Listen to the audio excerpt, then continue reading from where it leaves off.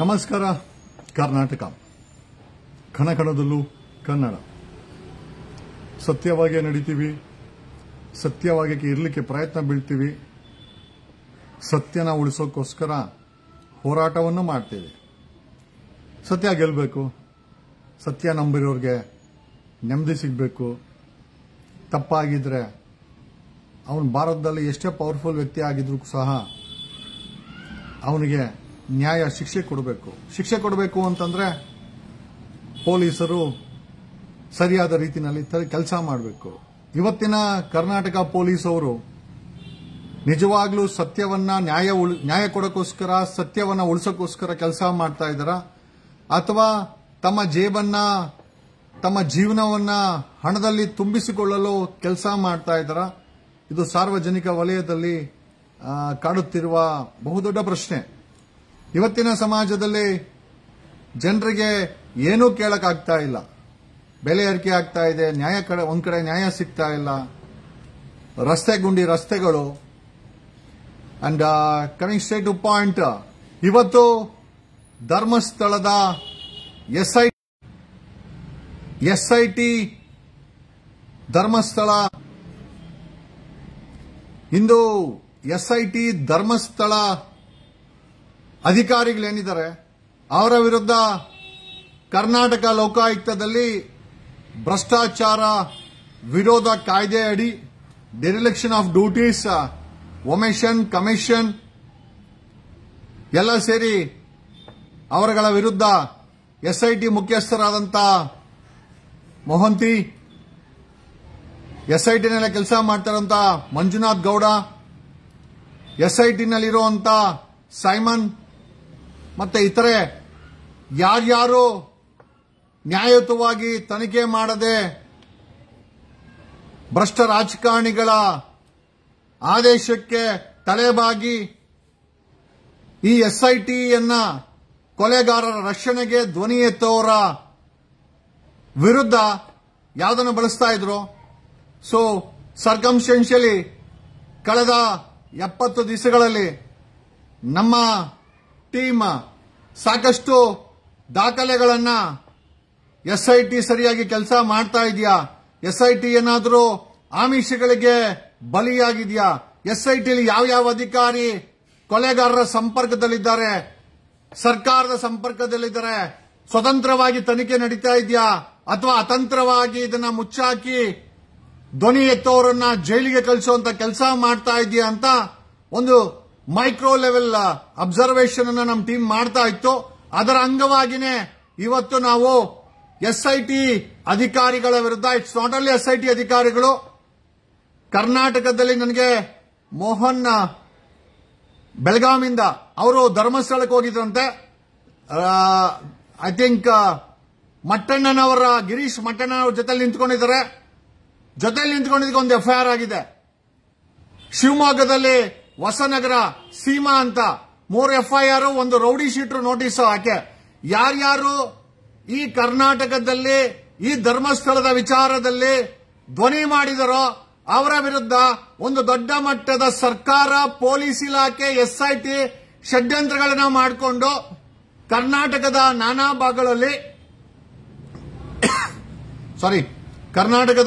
ಭಾಗಗಳಲ್ಲಿ ಸುಳ್ಳು ಎಫ್ಐಆರ್ಗಳು, ಗಡೀಪಾರ್ಗಳು, ರೌಡಿ ಶೀಟರ್ಗಳು, ಇವುಗಳನ್ನ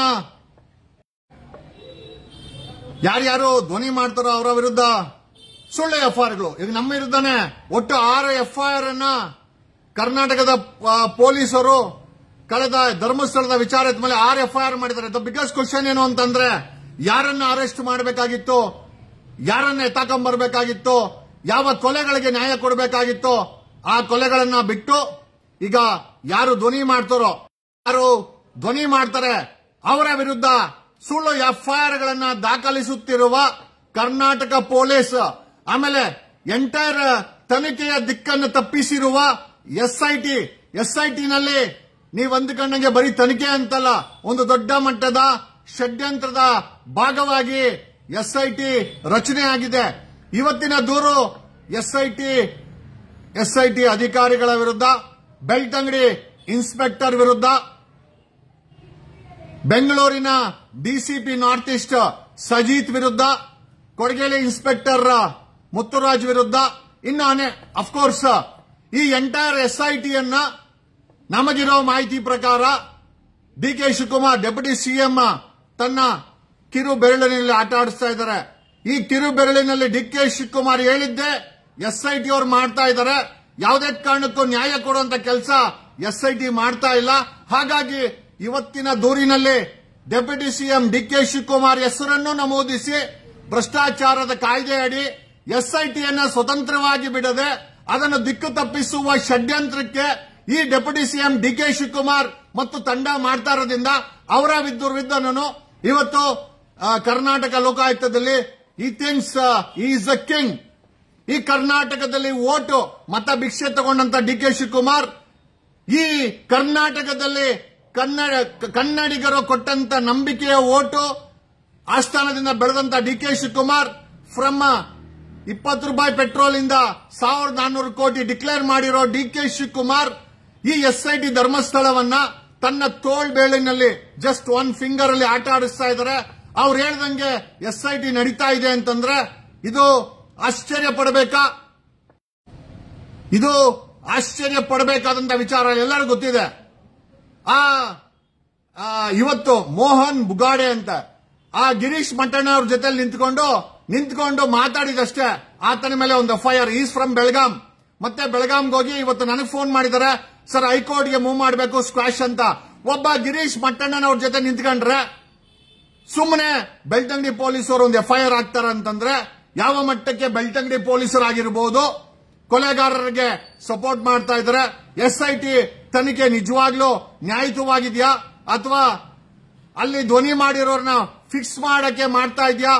ಕರ್ನಾಟಕ 7 ಕೋಟಿ ಕನ್ನಡಿಗರಿಗೆ ಬಿಟ್ಟಂತ ವಿಚಾರ. Today we have filed a complaint, A legal complaint against SIT ಮುಖ್ಯಸ್ಥ ಮೊಹಂತಿ, DYSP ಮಂಜುನಾಥ್ ಗೌಡ, ಸೈಮನ್ ಇತರರು, ಬೆಳ್ತಂಗಡಿ ಇನ್ಸ್ಪೆಕ್ಟರ್. ಯಾಕೆಂದ್ರೆ ಅಲ್ಲಿ ನಡೀತಿರುವ ಎಂಟೈರ್ ತನಿಖೆಯನ್ನ ಹೆದರಿಸಿ ಬೆದರಿಸಿ ಆಮೇಲೆ ಇವ್ರುಗಳು ನ್ಯಾಯಯುತವಾಗಿ ತನಿಖೆ ಮಾಡ್ತಾ ಇದ್ದಾರ ಅಥವಾ ಯಾವ್ದಾದ್ರೂ ಆಮಿಷಗಳಿಗೆ ಒಳಗಾಗಿ ಎಂಟೈರ್ ತನಿಖೆಯ ದಿಕ್ಕನ್ನ ತಪ್ಪಿಸ್ತಾ ಇದ್ದಾರ? ಅಮಾಯಕರುಗಳ ಮೇಲೆ FIR ಗಳನ್ನ ಹಾಕ್ತಾ ಇದ್ದಾರ? We are taking Belthangady inspector service record ಅನ್ನ ನಮ್ಮ ಟೀಮ್ ಆಕ್ಸೆಸ್ ಮಾಡಿದೆ. ಬೆಂಗಳೂರು ಕೊಡಗೇಲಿ ಇನ್ಸ್ಪೆಕ್ಟರ್ ಮುತ್ತುರಾಜ್ ಸರ್ವಿಸ್ ರೆಕಾರ್ಡ್ ಅನ್ನ ಆಕ್ಸೆಸ್ ಮಾಡಿದೆ. We are accessing them. ಅವರು ಸರ್ವಿಸ್ ರೆಕಾರ್ಡ್ ಅಲ್ಲಿ ಕೊಟ್ಟಿರುವಂತಹ ಡಿಕ್ಲರೇಷನ್ಸ್ ಆಗಿರಬಹುದು, ಅವರು ನಿಜವಾಗೂ ಮಾಡಿರುವ ಸಂಪಾದನೆ ಅಕ್ರಮಗಳಿಗಾಗಿರ್ಬೋದು. We are investigating. ಬೆಂಗಳೂರಿನ DCP ನಾರ್ತ್ ಈಸ್ಟ್ ಸಜಿತ್ ಆಗಿರಬಹುದು, SIT ಮುಖ್ಯಸ್ಥ ಆಗಿರಬಹುದು, ಮಂಜುನಾಥ್ ಗೌಡ ಆಗಿರಬಹುದು, DYSP SIT ನಲ್ಲಿ ಸೈಮನ್ ಆಗಿರಬಹುದು, ಇನ್ನು ಇತರರು ನಿಜವಾಗಲೂ ನ್ಯಾಯಯುತವಾಗಿ ತನಿಖೆ ಮಾಡ್ತಾ ಇದ್ದಾರಾ ಅಥವಾ ಈ SITಯನ್ನ ದುರ್ಬಳಕೆ ಮಾಡಿಕೊಂಡು ಅಮಾಯಕರ ವಿರುದ್ಧ ಕೇಸುಗಳನ್ನು ಹಾಕಿ ಕೊಲೆಗಾರರಿಗೆ ಕ್ಲೀನ್ ಚಿಟ್ ಕೊಡ್ತಾ ಇದ್ದಾರಾ? We are investigating and we will come out. ಸತ್ಯವನ್ನ ಹೊರಗಡೆ ತಗೊಂಡ್ಬರ್ತೀವಿ. So that's the reason. ಆಮೇಲೆ ನಮ್ಮ ಬಳಿ 11 ಸಾಕ್ಷ್ಯಗಳಿದೆ. ವಿ ಅಗೇನ್ಸ್ಟ್ ಧರ್ಮಸ್ಥಳ ಕಿಲ್ಲಿಂಗ್ ಅಲ್ಲಿ 11 ಜೀವಂತ ಸಾಕ್ಷಿ ಇದೆ. ಆದರೆ ಅವರು SIT ಮುಂದೆ ಬರಕ್ಕೆ ಭಯ ಬೀಳ್ತಾ ಇದ್ದಾರೆ. ಕಾರಣ ಯಾಕೆ ಅಂತಂದ್ರೆ ಯಾವ ಭೀಮನನ್ನ ಬಳಸಿ FIR ಆಯ್ತೋ ಅದೇ ಭೀಮನನ್ನ ದುರ್ಬಳಕೆ ಮಾಡಿಕೊಂಡು SIT ಅವರು 2-3 ಬಾರಿ ಅವನನ್ನ ಎದುರಿಸಿ ಬೆದರಿಸಿ ಸ್ಟೇಟ್ಮೆಂಟ್ಗಳನ್ನ ತಗೊಂಡು ಎಂಟೈರ್ ತನಿಖೆಯನ್ನ ಮಣ್ಣು ಮಾಡಿದ್ದಾರೆ ಅಂತ ಹೇಳಿದ್ರೆ ನಿಜವಾಗ್ಲೂ ನಂಬಲೇಬೇಕಾದಂತ ವಿಚಾರ. ಹಾಗಾಗಿ SIT ಏನೇ ಮಾಡಲಿ there are lot of evidence. ಆಮೇಲೆ SITಯ ವಿರುದ್ಧ ವಿ ಹ್ಯಾವ್ ಟೋಲ್ಡ್ ದೆಮ್. ಯಾವ ಸುಪ್ರೀಂ ಕೋರ್ಟ್ ಹೇಳ್ತೋ ಪ್ರತಿಯೊಂದು ಪೊಲೀಸ್ ಸ್ಟೇಷನ್ ಅಲ್ಲಿ CCTV ಹಾಕ್ಬೇಕು ಅಂತ. ಬೆಳ್ತಂಗಡಿ ಪೊಲೀಸ್ ಸ್ಟೇಷನ್ ನಾನು ಹೋಗಿದ್ದೆ, ಅಲ್ಲಿ CCTV ಇಲ್ಲ. SIT ತನಿಖೆ ಮಾಡ್ತಾ ಇರೋ ಆ SIT ಆಫೀಸ್ ಅಲ್ಲಿ CCTV ಇಲ್ಲ. SIT ತನಿಖಾಧಿಕಾರಿಗಳು ತನಿಖೆ ಮಾಡಬೇಕಾದ್ರೆ ಹ್ಯಾಂಡ್ ಗ್ಲೌಸ್ ಅನ್ನ ಬಳಸಬೇಕಾಗಿತ್ತು. ಯಾಕೆ ಅಂತಂದ್ರೆ ಇವರ ಫಿಂಗರ್ ಪ್ರಿಂಟ್ಗಳು ಅದ್ರ ಮೇಲೆ ಬರಬಾರ್ದು ಅಂತ ಯಾರು ಕೂಡ ಹ್ಯಾಂಡ್ ಗ್ಲೌಸ್ ಬಳಸಿಲ್ಲ. ಫಾರೆನ್ಸಿಕ್ ಅವರು ಅಲ್ಲಿ ನಮಗೆ ಕಾಣಿಸಲಿಲ್ಲ. ಯಾವ SIT ಪೊಲೀಸರಾಗಿರ್ಬೋದು, ಬೆಳ್ತಂಗಡಿ ಪೊಲೀಸರಾಗಿರ್ಬೋದು, ಧರ್ಮಸ್ಥಳ ಪೊಲೀಸರಾಗಿರ್ಬೋದು ಬಾಡಿ ಕ್ಯಾಮ್ರಾ ಹಾಕೊಂಡು ಕೆಲಸ ಮಾಡಲ್ಲ, ಸಿಸಿಟಿವಿಗಳು ಕೆಲಸ ಮಾಡಲ್ಲ. ಸುಪ್ರೀಂ ಕೋರ್ಟಿನ ಆದೇಶ ಇದ್ರೂ ಕೂಡ ಯಾವುದೇ ಪಾರದರ್ಶಕತೆಯನ್ನ Dharmasthala police, Belthangady police, SIT ಕಾಯ್ದುಕೊಂಡಿಲ್ಲ. ವಾಕಿ ಟಾಕಿಗಳು 4-5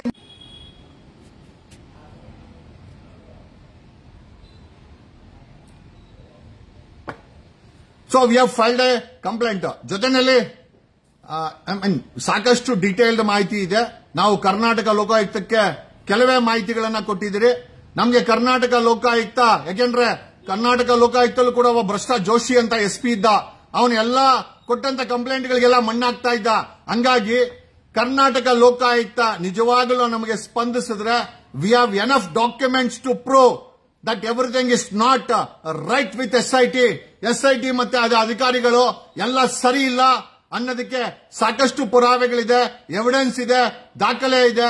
it's only that Karnataka Lokayukta ನ್ಯಾಯಯುತ ತನಿಖೆಗೆ ಸ್ಪಂದಿಸಿದ್ರೆ ನಾವೆಲ್ಲದನ್ನು ಕೊಡಕ್ಕೆ ರೆಡಿ ಇದ್ದೀವಿ. ಈ ಎಂಟೈರ್ SIT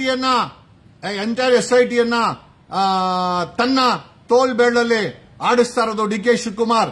ಜೊತೆಯಲ್ಲಿ ಇವತ್ತು ಬೆಂಗಳೂರಲ್ಲಿ ಬಿದ್ದಿರೋ ಗುಂಡಿಗಳ ಬಗ್ಗೆ, ಕಳಪೆ ಕಾಮಗಾರಿ ಬಗ್ಗೆ, ನಾನು ರಸ್ತೆನಲ್ಲಿ ಗುಂಡಿ ಅಂದ್ರೆ ಮೈಯೆಲ್ಲ ನನಗೂ ಕೂಡ ಒಂದು ರೀತಿ ಬೇಜಾರಾಗುತ್ತೆ, ಸ್ವಲ್ಪ ದುಃಖನೂ ಆಗುತ್ತೆ. ಕಾರಣ ಯಾಕೆ ಅಂತಂದ್ರೆ 2005ರಲ್ಲಿ ನಮ್ಮ ತಂದೆಗೆ ಹಾರ್ಟ್ ಅಟ್ಯಾಕ್ ಆಗಿತ್ತು.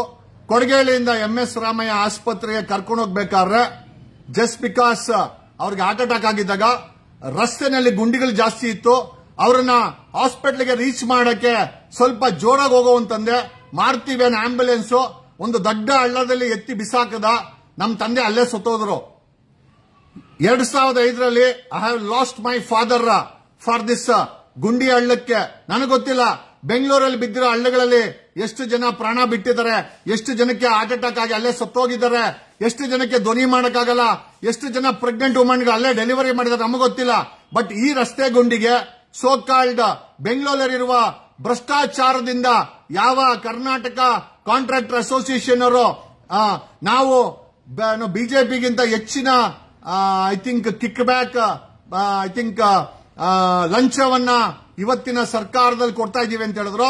ಬೆಂಗಳೂರಿನ ಇನ್ಚಾರ್ಜ್ DK ಶಿವಕುಮಾರ್ನ ಪಾರ್ಟಿ ಮಾಡಿ, ಗ್ರೇಟರ್ ಬೆಂಗಳೂರು ಕಮಿಷನರ್ಗಳನ್ನ ಪಾರ್ಟಿ ಮಾಡಿ, ಇಂಜಿನಿಯರ್ಗಳನ್ನ ಪಾರ್ಟಿ ಮಾಡಿ, we have filed a complaint against DK Shivakumar, greater Bengaluru commissioners ಮತ್ತೆ ಇಂಜಿನಿಯರ್ಸ್ ವಿರುದ್ಧ ಭ್ರಷ್ಟಾಚಾರ ಕಾಯ್ದೆ ಅಡಿ ಮತ್ತೆ ಕಳಪೆ ಕಾಮಗಾರಿಗಳು ಮಾಡಿ ಲಂಚ ಹೊಡೆದಿರೋ ಆರೋಪದ ಮೇಲೆ V have filed a complaint. ಯಾಕೆ ಅಂತಂದ್ರೆ ನಮಗೆ ಗೊತ್ತಿದೆ, ಒಂದು ಗುಂಡಿಯಿಂದ ನಮ್ಮ ತಂದೆಯನ್ನ ಹಾರ್ಟ್ ಅಟ್ಯಾಕ್ ಆಗಿದ್ದಾಗ ನಾನು ಕಳ್ಕೊಂಡಿದ್ದೀನಿ 2005ರಲ್ಲಿ. ಮತ್ತಾರೂ ಕೂಡ ಆ ಗುಂಡಿಗಳಿಂದ ನಿಮ್ಮವರನ್ನ, ನಿಮ್ಮ ಪ್ರೀತಿ ಮಾಡೋರ್ನ ಕಳ್ಕೊಂಬಾರ್ದು ಅಂತ ಒಂದೇ ಒಂದು ವಿಚಾರಕ್ಕೋಸ್ಕರ. And one more thing before closing this live, Girish ಮಟ್ಟಣ್ಣನವರೇ, ಯಾರನ್ನಾದ್ರೂ ಕರ್ಕೊಂಡ್ಬಂದು ಹೋರಾಟಕ್ಕೆ ಸೇರಿಸಿದ್ರೆ, ಯಾರಾದ್ರೂ ಅವ್ರ ಮೇಲೆ FIR ಆದ್ರೆ ಕನಿಷ್ಠ ಕನಿಕರಕ್ಕಾದ್ರೂ ಅವರ ಮೊಬೈಲ್ಗಳನ್ನ ರಿಸೀವ್ ಮಾಡಿ. ಪಾಪ ಆ ಮೋಹನ್ ಬುಗಾಟೆ ಅಂತ ಯಾರೋ ಬೆಳಗಾಮಿಂದ ನಿಮ್ಮ ಜೊತೆ ನಿಂತ್ಕೊಂಡು ಅವನ ಮೇಲೆ FIR ಆಗಿದೆ. ಅವನು ಆ ವ್ಯಕ್ತಿ ಸತತವಾಗಿ ನಿಮ್ಮನ್ನ ಕಾಂಟ್ಯಾಕ್ಟ್ ಮಾಡಕ್ಕೆ ಟ್ರೈ ಮಾಡ್ತಾ ಇದ್ದಾನೆ, ನೀವು ಕಾಲ್ ರಿಸೀವ್ ಮಾಡ್ತಾ ಇಲ್ಲ. ಹೋರಾಟ ಅಂತಂದ್ರೆ ಬಚ್ಚಿಕೊಳ್ಳೋದು ಒಂದೇ ಅಂತಲ್ಲ, ಹೋರಾಟ ಮಾಡೋದು ಒಂದೇ ಅಂತಲ್ಲ. ನಮ್ಮ ಜೊತೆ ನಿಂತ್ಕೊಂಡು ಯಾರಿಗಾದ್ರೂ ತೊಂದರೆ ಆಗಿದ್ರೆ ಅವರನ್ನ ರಕ್ಷಿಸಬೇಕಾದ್ದು ಕೂಡ ಹೋರಾಟದ ಒಂದು ನಿಯಮ. ಅದನ್ನ ದಯಮಾಡಿ ಗಿರೀಶ್ ಮಟ್ಟಣ್ಣನವರೇ ದಯಮಾಡಿ ಪಾಲನೆ ಮಾಡಿ.